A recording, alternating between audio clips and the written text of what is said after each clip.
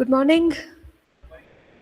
Welcome to another new week. Only 3 more weeks to go for completion of the semester. So let's pray and we'll commit the class into God's hands.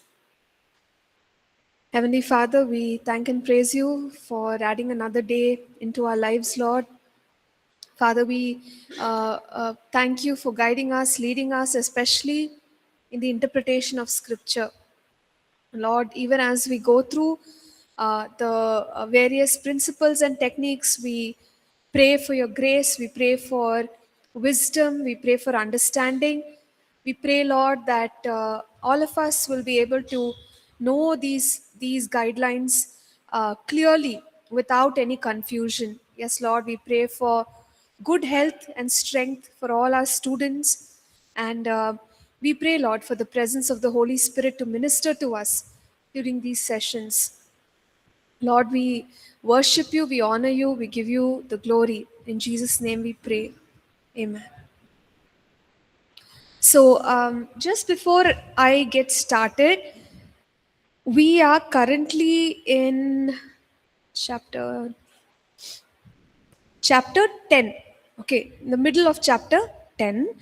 So we will also look at chapter 11, but chapter 12 to 14 recordings are already available. I don't know if you were able to access it, but no problem. If you haven't, please access it. We'll see how things go today. If I'm able to complete quickly, then I'll try and include at least chapter 15. Okay. Um, so depending on how much we are going to complete today, I will release an assignment. Okay, so whether it is still 15 or 16, one assignment will be released. Now, after this, we have a slightly difficult section. So I really don't want to do it on record. If I record it, you will probably not understand it.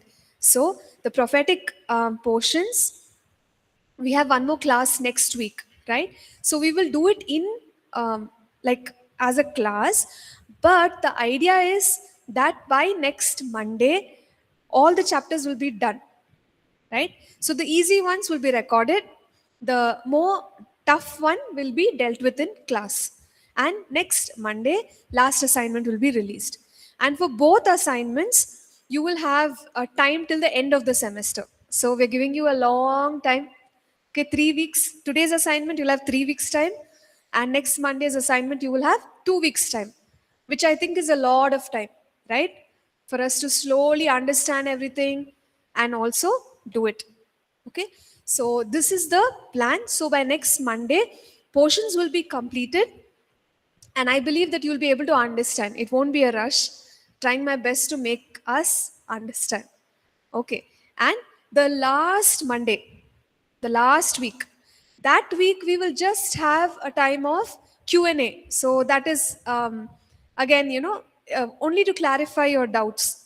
So it's not going to be a teaching session. I want to finish all teaching by next Monday, so that 2 weeks is there for even the person who has not studied. 2 weeks is more than enough for you to go through slowly, understand the concepts, do the assignments. Is that good? Okay, great. And since I'm also doing Believer's Authority, same thing. I think most probably this week we will complete it and release the assignments. If at all, discussions go more next week. That's it. So both the classes for the first years should be done by next week. Okay. Oh, all right. So now we can get into the class.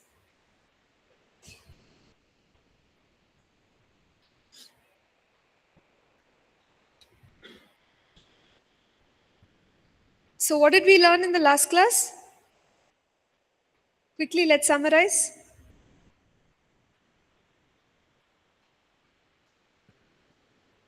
Online students, please feel free to answer. What did we go through in the last class?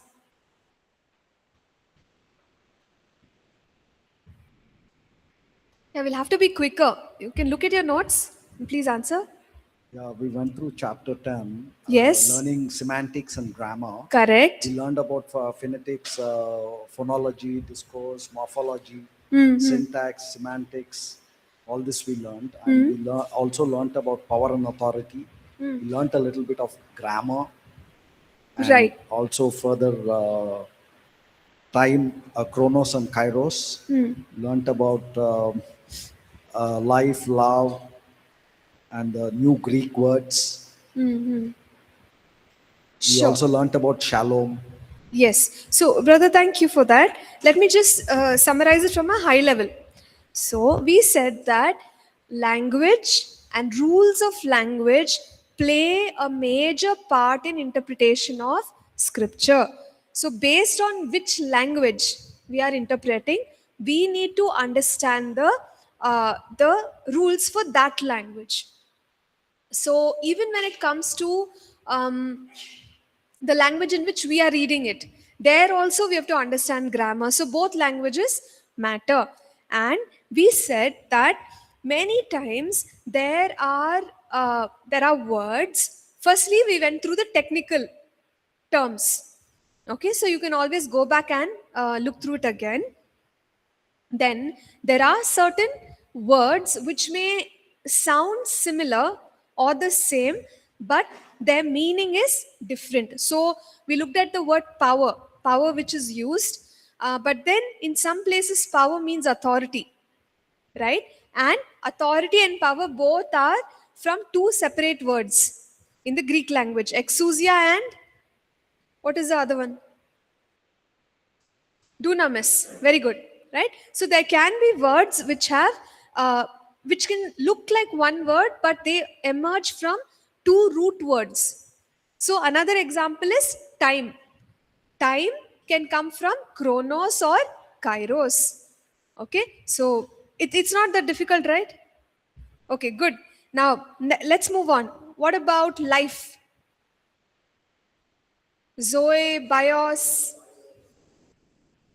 suke, right? So life, but the root words are many, and the meaning will depend on the root word which is being used in that sentence. Now, another word is love. So love, what are some words? Greek words? Agape, filio, eros, storge. Okay, new. Kainos, neos. So kainos is new even in terms of the nature. Okay, so in the English language, it appears as if there is only one word. But if we go back to the Greek language, there are two or more words. So context depends on the original uh, words. Okay, so fine. Next, um, we have even perfect and complete comes under the same category. And what brother was saying, shalom, there are some words which have a range of meaning. So it's not just one meaning. For example, shalom, we think that it only means peace, but if we go back to the Hebrew language, shalom is a larger word, it has a bigger meaning. So we said things like wholeness, prosperity, success, blessing, all of this is part of shalom. Salvation or sozo. Sozo, we think it's only salvation, but when we go to the Greek language, that word is used in many different parts. And so the same word has a larger extended meaning. Are you all with me? Okay, I have to go fast and you have to pay attention. There is no other way, right? So please pay attention. Is there any confusion between the two? No. Okay. Parakletos. This word is used for whom? Holy Spirit. And we recognize that the Holy Spirit has 7 facets as explained in the Bible. He's our helper, he's our advocate, he's our comforter, counselor, standby, strengthener. Okay, so all of this. Now, remember, we said one word, but it has a widespread meaning. So that's what we are discussing about.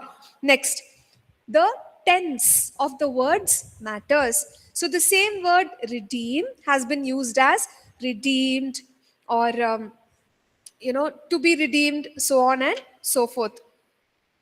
Okay, so we have the example here of two words, sanctification and redemption. So the Bible says that we are already sanctified, but the same Bible also says that we are being sanctified.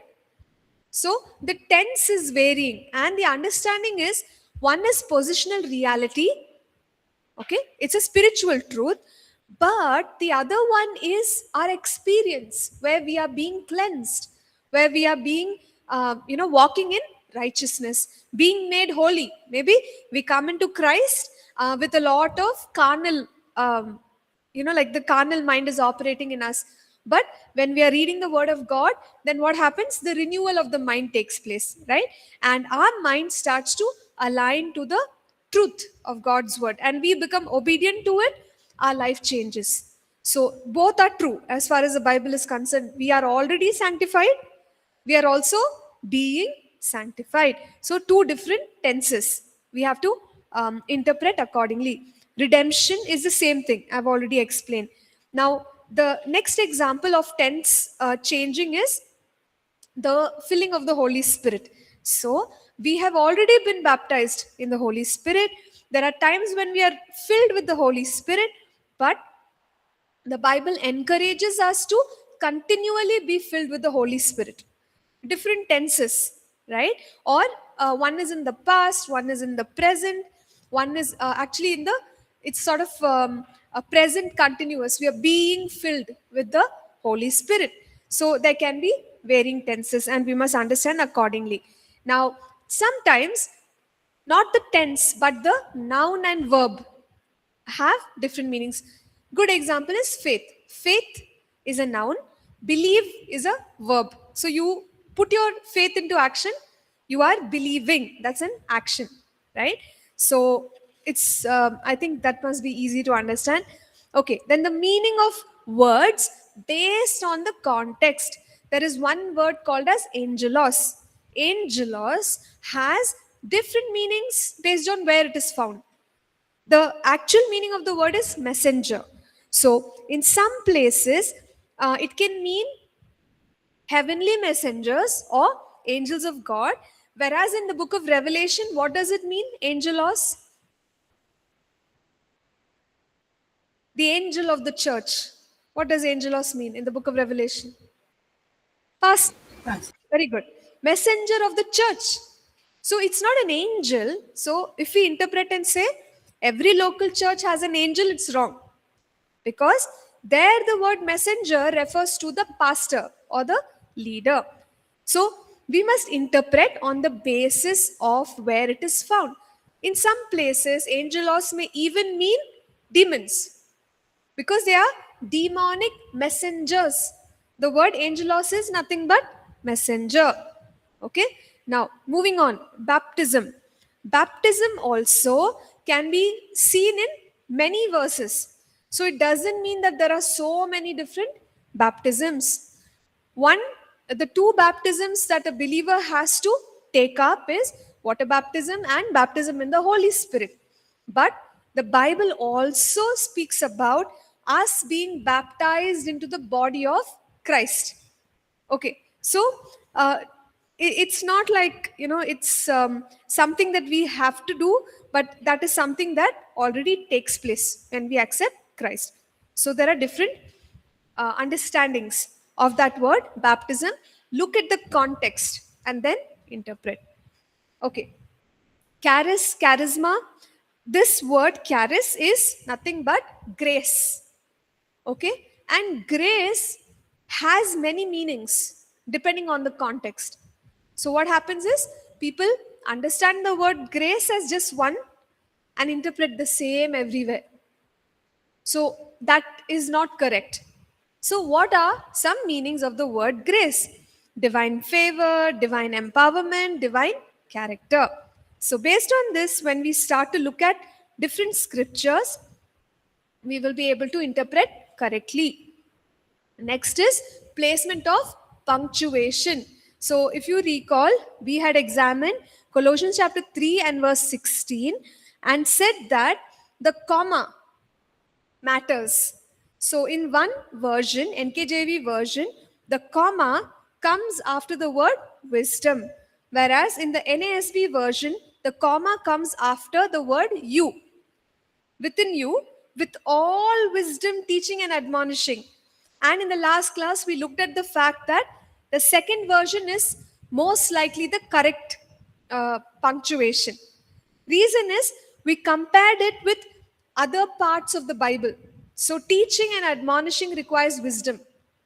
So based on the rest of the Bible, we are able to figure out where does this wisdom apply. Does it apply to the previous part of the statement or the later part of the statement? So consider the context, consider the grammar and syntax, compare the translations, parallel passages, and consistency with the rest of scripture. Then decide where does the punctuation lie. Then we were actually looking at equivalence between the Old and the New Testament. In the Old Testament, we have the usage of the word Sheol. Sheol describes, what is it? Hades, okay. For common understanding, what does Sheol stand for? Hell. Yes, hell. Hell, grave. Okay. In the New Testament, Greek language, it is Hades. Old Testament, it is Sheol. New Testament, it is Hades. Now, when we read that, once Jesus died, he went to Hades. So people say, oh, how can you say that? How can you say that Jesus went to hell? For us, we only understand it as hell. But if we examine quite clearly, Hades has two compartments. One is paradise. Okay. The other part is the place of torment. It is called as Gehenna. So, what Jesus did is he went to Hades, he preached the gospel to the angels which were imprisoned. The Bible talks about some angels that are imprisoned. Most likely, they were imprisoned because of, Genesis 6. We see how there was this intermarrying happening between angels and people. So something must have happened at that time which upset God a lot. So angels have been punished or imprisoned. And Apostle Peter, he talks about it, right? If you read the epistle of Peter, you will read about it. So these angels are in the place of torment, and more specifically, they are in a place called as Tartazu. So 2 Peter 2, verse 4. So don't get confused about all these things, right? But there is this place where the angels are imprisoned or they are in chains. Sometimes it's also referred to as the abyss. So, see, there is paradise, there is Gehenna, and in Gehenna, there is a place called Tartazu where these imprisoned angels are. The Bible also uses another word, abyss.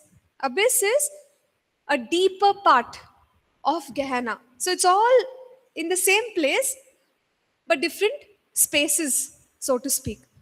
So these angels are in the abyss. So what happened when Jesus died and rose from the dead? Paradise was shifted from Hades to heaven. Because till that time, Jesus had not redeemed the saints. So there was no question of people going to heaven. But after Jesus died, paradise was what? Shifted into heaven. So paradise was holding all the Old Testament saints. Abraham, David, Moses, all of them. But now they are in heaven because paradise is shifted to heaven. So this is how we understand. So there are different words in the Old and the New Testament, but when we compare them, this is the understanding that we get, right? So now when we speak, like when you move on to other parts of the Bible, mostly you only read about heaven, hell, and also in the last judgment, which is The great white throne judgment. When is this judgment going to happen?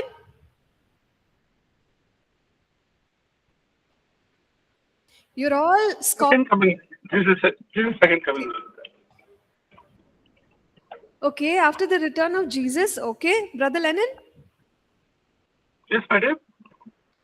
When is the great white throne judgment going to take place? Yeah, after the 7 year of tribulation, after the Satan has been bound permanently, then the white throne judgment. Right. So at the end of the millennial reign of Christ, after the 1,000-year reign, at that end, the great white throne judgment will take place. Now, some of us listening to all this, we might say, oh, it's all technical, but you are going to complete a technical course, right? So you need to, as I said, I believe all of you are scholars now. Okay, not like ordinary way of reading the Bible. So, all of this has to go register in the mind, and when questions are asked, quickly answers have to come. Fine? Okay, great. So we have understood now comparison between Old Testament, New Testament words. Is that a yes or a no? Yes. Okay, great. So let's move on. Interpreting Old Testament in the light of New Testament, page 145. So here there are passages, Isaiah 53, and Psalm 8 verse 2. I won't go into the detail of it, but basically what we see is that in Isaiah 53, Isaiah talks about Jesus bearing our griefs, sorrows, him being afflicted for us, him being wounded for our transgressions, chastisement of our peace being upon him. So also by his stripes we are healed. Matthew is using the same passage, by his stripes we are healed, when Jesus is healing people physically. So, when I want to interpret Isaiah 53, Matthew is already telling us that it is physical healing. There are many people who would say, no, it talks about spiritual healing, not physical healing. But why did Matthew then put that scripture when Jesus was healing people physically? Obviously, it has to do with physical healing. So, there are passages of the Bible in the New Testament. Again, 1 Peter 2:24. There, Peter also says, by his stripes we were healed. And he's talking about physical healing. So, when both Matthew and Apostle Peter have compared this verse with physical healing, it's already interpreted for us. Isaiah was talking about physical healing, right? There will be a lot of arguments where people say, no, physical healing is not there. God only wants our spirit to be saved, body will be saved later. But let's go by what the New Testament is already revealing to us. It says it's physical healing. Now, similarly, I said Matthew 8:2. Here, we see a passage where God has ordained, you have ordained strength. Before it begins by saying, out of the mouth of babes and nursing infants, you have ordained strength. Now, if we look at this passage and compare it with Matthew 21, we understand that the word strength there is correlated to the word praise. So, then how does God, out of the mouth of babes comes what? Praise. Okay? That word strength is praise. So, we are interpreting the Old Testament from the New Testament, because New Testament writers have already given us the meaning. So I don't have to wait and think, what does it mean? From the mouth of babes, he has ordained strength. Is it declaration of scripture? Is it this, that? No need to wonder. Just take the interpretation that is given in the New Testament and put it here. So there are some passages where we can do that. Now, we are moving ahead to new content. This much I had covered in the last class. Now let's go ahead. So there are biblical images or history carried in word meanings. So that means there are certain words which tell us of the culture of those times. Okay, so let's look at one example, we will understand. Redemption. This word redemption can be understood based on some of the Hebrew and Greek words. So, firstly, let us, okay, we'll take up a Greek word. Okay, so it is agorazo, redemption. So, the word agorazo comes from the word agora. Agora is marketplace. In the, in let's say the book of Acts, agora is marketplace. That's how they understood it. So, when we say redemption, so understanding that we get is that there is a buying or a purchase that is taking place. Are you with me? Okay, great. Now, let's see another dimension of redemption by looking at the word exagerazo. Sorry if I misspell it, or I don't speak Greek, okay? So I don't have good pronunciation in Greek.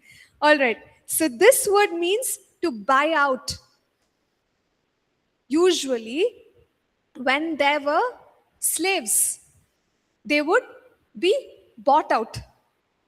Yes or no? If somebody wants to buy, they have to quote the highest price, they are bought out. So now, these words are helping us understand what redemption really is. Jesus bought us out of slavery. He paid the highest price for us. Okay? Now, one more word there, Greek word, lutru. And this word means to release on receipt of ransom.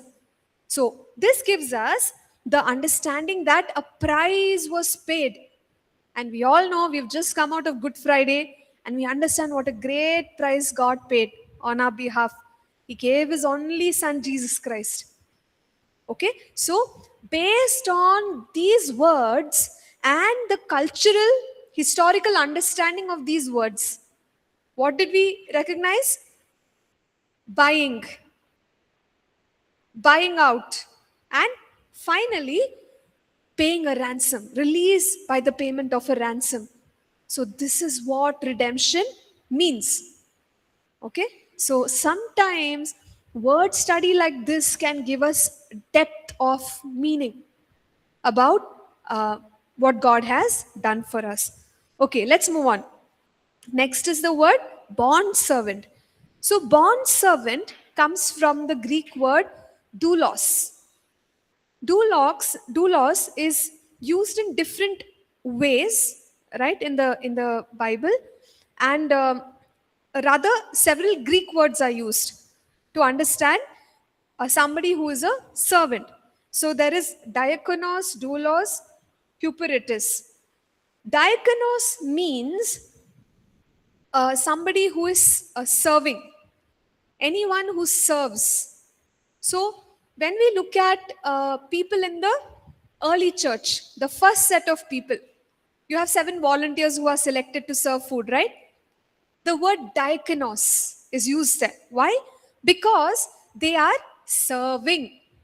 So, even today we say we are volunteers. What does it mean? Serving. We are serving the church, we are serving Christ. So, that is the meaning of diakonos. Now, doulos means a servant to the master. Serving, understood. Second, serving in relation to a master. Okay, so even for us, when we are serving, doulos, we are serving the Lord. Paul writes, I am a bond servant of Jesus Christ. That means what? In relation to my master, I am his servant. Okay, I am submitted to him. And the third word there, hyperitis, means, in relation to him being superior. Okay, there's one more, liturgos, and this is in relation to public service. So we would see this word used even with relation to angels, Hebrews chapter 1, verse 14. They are ministering spirits, they are serving spirits. God has put them in public service to help the believers, right? So, based on these words, we are getting a understanding of what it means to be a servant of Christ. Okay, now the word triumph. If we go to Colossians chapter 2 and verse 15, the scripture says that Jesus disarmed principalities and powers. He made a public spectacle of them, triumphing over them in it. So, why all this language? Why can't it just say Jesus defeated Satan? Historical background. When kings during this time won battles, they would make a public display. Okay, so they would parade with whatever they had conquered and make a big noise. So it's coming from that historical or cultural setting. That is why even Paul is writing. See, Jesus is the king who has defeated the enemy, that is Satan, and his entire kingdom.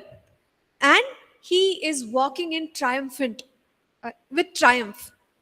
Are you getting the picture? So, because of the historical way of understanding triumph, Paul is using the same language here. So, we get a better idea of how Jesus has defeated Satan. The same kind of language is used in 2 Corinthians chapter 2 and verse 14. I'm on page 150.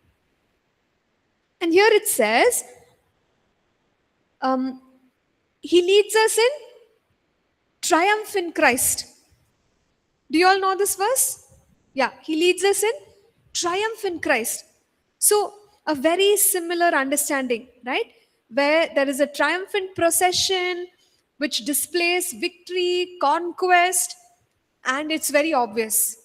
So, when we read passages like this, there is a historical story or setting. If we don't understand that, we won't understand what is triumphant procession. We won't understand, right? So, figure out the historical setting. Are you all with me? Okay, good. Fine, let's go ahead. The next point we want to make is don't transfer contemporary ideas to passages of the Bible. So that means without going to the root languages, without going to the history, historical setting, culture, etc., what people may do is we may impart our own knowledge to Bible passages and interpret. That's a huge mistake. We should never do that. Okay? Example.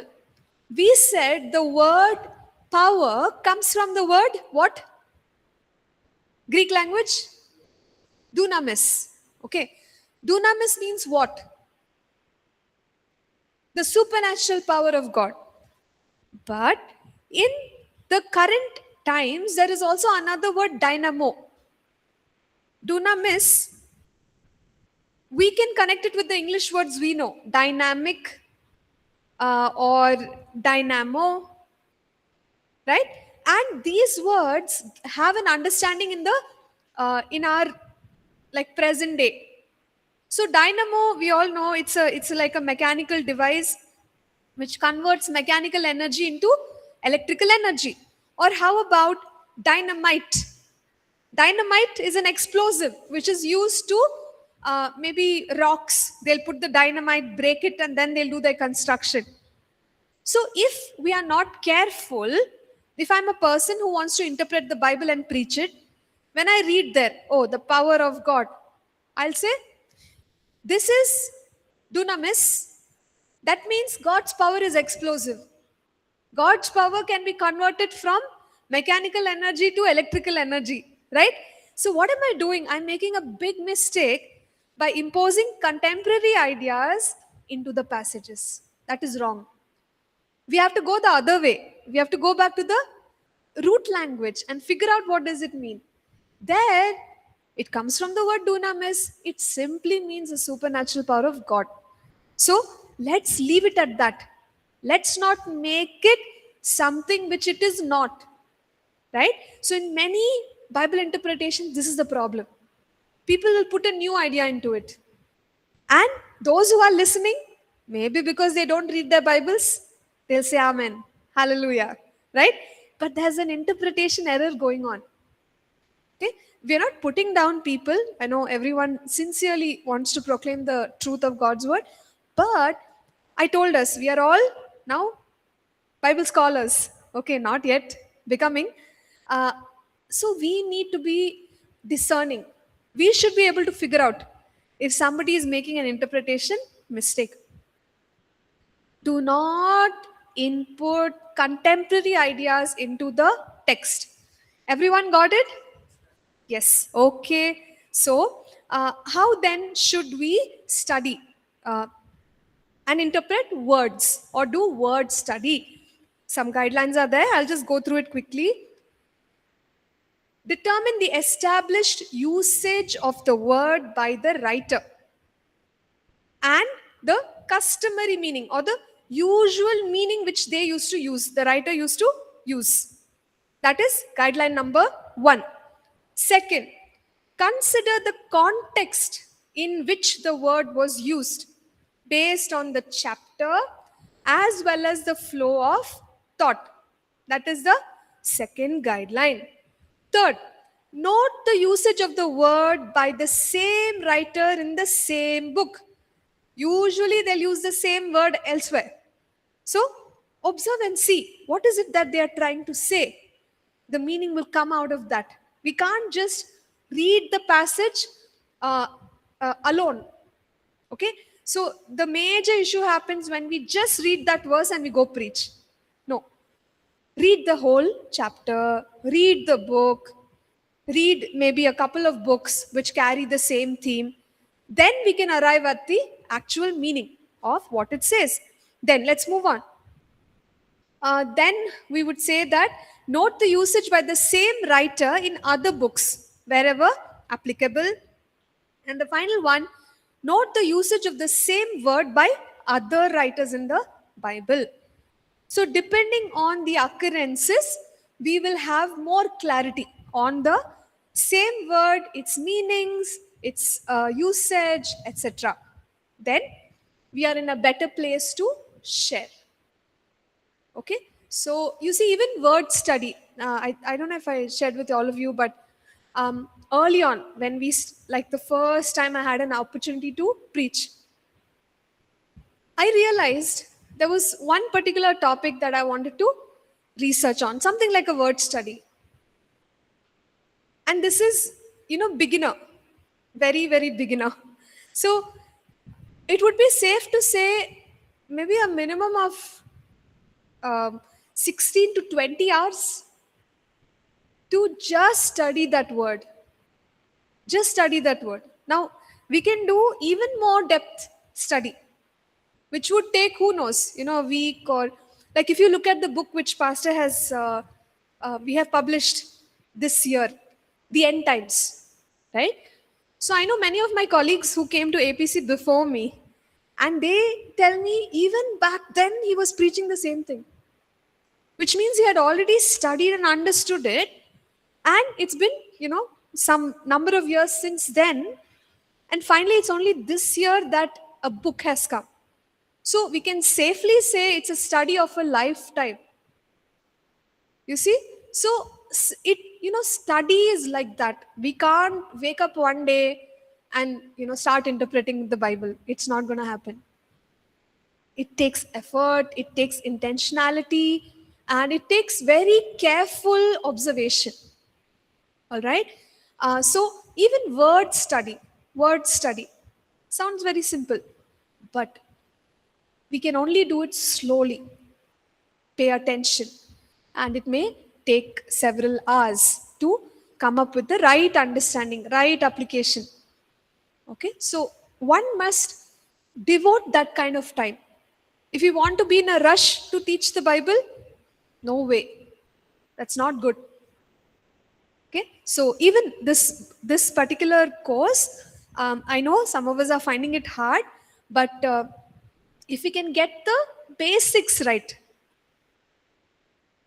it'll really help us throughout our journey of not just ministry but personal study as well.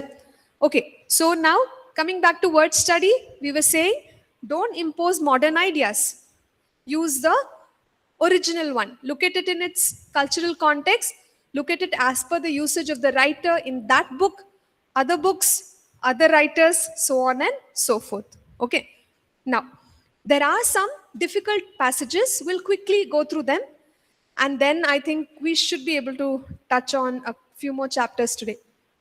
Okay. Matthew 11:12. And from the days of John the Baptist until now, the kingdom of heaven suffers violence, and the violent take it by force. Luke 16:16. The law and prophets were until John. Since that time, the kingdom of God has been preached, and everyone is pressing into it. Okay. So, going back to Matthew 11:12, what does it mean? Kingdom of God suffers violence. So if I take contemporary understanding, I'll say something like, oh, there's a lot of persecution. Okay. But is that what it means? Kingdom of God suffers violence. Violent take it by force. No, that's not what it means. So, if I compare this passage, Luke 16, verse 16, it says here, everyone is pressing into it. So, the meaning likely is that the kingdom of God needs us to intentionally press in. Kingdom of God, to an extent, yes, God gives his kingdom to us. But if we want to go deeper in his kingdom, we have to be like that soldier that is pressing in. Okay, I want to see more of the supernatural. I want to experience God, encounter God, hear from the Lord, this and that. We need to press in. That's the meaning of that passage. The kingdom of heaven suffers violence, the violent take it by force. Violent are the people who are intentionally going after God. Got it? So that is the meaning of violence. Now, if we are not careful, we'll say something else. Right? So, this entire explanation is based on that. I'm not going to get into it. I'm just running over, but I request all of you to read through. And over here, there are more details about the passive voice, the middle voice, so on and so forth. But yeah, let's just go ahead. Now, another difficult passage. On this rock I will build my church, and the gates of hell will not prevail against it. So, what is the rock on which Jesus built the church? What is the rock? Answer already given last semester. Matthew 16, verses 15 to 20. On this rock I will build my church. The gates of hell shall not prevail against it. Believers, ma'am. Okay. Yes, brother? Believers. Believers here. Okay, brother Lennon is saying believers, somebody saying Peter. See, the confusion is because even Peter's name is Cephas, which means the rock. And Jesus said, on this rock, and he was talking to Peter. So, a huge section of those who call themselves Christians today believe that the church is built on Peter. And that's where you get the whole concept of Pope, right? Peter was the earliest person in charge. Since then, there have been popes who are kind of, in that line. And so the Pope is a central figure of the church. But is that what this passage means? That's a question. See, what is happening in Matthew 16? Just before this, Jesus asks Peter, who do you think that I am? Who do you say that I am? And Peter says, you are the Christ. Right? That's what Peter says. And then Jesus says, on this rock. You are Peter. On this rock I will build my church. That rock is the revelation that Jesus is Christ. You got it? That's the correct understanding. So we can't say that the rock is Peter or the Pope or somebody. That's not. Whereas here, if we can apply all the principles, though Peter's name is Petros, which means rock, in this context, we see that Jesus said on the revelation that Jesus is the Christ. That is the rock on which the church is built up. Are you all with me? Okay, great. So that would be the right way. Now let's quickly look at maybe one more, and then we'll handle the rest in the next class. Same passage, Matthew 16, verse 19. In our regular translations that we use, like NKJV, it says, I will give you the keys of the kingdom of heaven. Whatever you bind on earth will be bound in heaven. Whatever you loose on earth will be loosed in heaven. So, it seems to show that what we are doing on earth is affecting heaven. Is that how it works, or is it the other way around? Yeah, actually it is the other way around, right? So we must understand that the other translations capture the first action in heaven and then on earth. Somehow the NKJV captures it the other way. So let me read one more. NASB, Matthew 16, verse 19. It's on page 155 at the end of that page. I will give you the keys of the kingdom of heaven, and whatever you bind on earth shall have been bound in heaven, and whatever you loose on earth shall have been loosed in heaven. So here it says something is already done in heaven, and basically what we are doing is releasing it here on earth, right? So other versions are capturing the actual way of interpreting this passage. Okay, 2 more minutes left, one more, let's complete. So Ephesians chapter 4, verses 7, 8, and 11. We have discussed this earlier. Here it says, Christ gave gifts to men. Okay, are you all with me? Verse 8. Christ gave gifts to men. And then verse 11 talks about fivefold ministry. So what has happened? Interpretation is only men can be in fivefold ministry. But we know that if we apply all this interpretation, language related, grammar related rules, that word men there in the Greek language is anthropos. Anthropos is a gender neutral word. If it is the word man, it would have been the word aner. Okay, but it doesn't say Christ gave gifts to aner. No, Christ gave gifts to anthropos, meaning could be man, could be woman. And then fivefold ministry follows thereby. Our conclusion is, can women be in fivefold ministry offices? Yes. Okay. So I am sure we are very clear about what we have learned till now. Great. So we look at a few more difficult passages, and we will move on to some of the literary styles and interpretation techniques. Thank you all. Thank you so much. Please take a break and come back.